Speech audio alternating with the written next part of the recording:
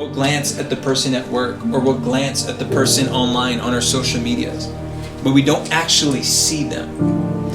And there's a big difference. I can look at you and still never know you. I can look at you and still never see your pain or the struggles that you're going through. Oh, they're homeless. Well, they must have done something wrong.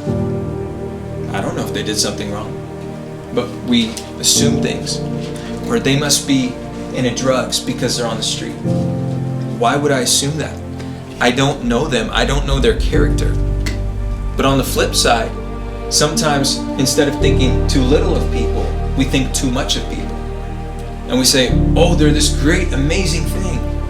It reminds me of the Wizard of Oz, when you pull behind the curtain and you're like, oh, well, this is just a cheap magic trick. You're not really who you say you are. You're not that mighty. You're not that great. And so sometimes we overestimate people, and sometimes we underestimate people. And so we need to have eyes to see the way that God sees. For those who grew up in the 90s or a little bit after, you remember that theme song, Transformers, More Than Meets the Eye? It's saying there's more to see here, that you have not seen everything. Just because your eyes saw it doesn't mean that there's the full revelation of what's actually right in front of you. Where you see a vehicle, there's a transformer right here.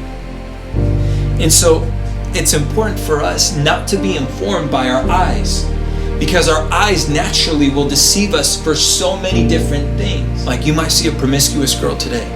You label her whatever you want to label her. But God sees a wife. God sees a daughter. God sees a mother. You might look at a drug addict today and say, okay, this person's going to amount to nothing.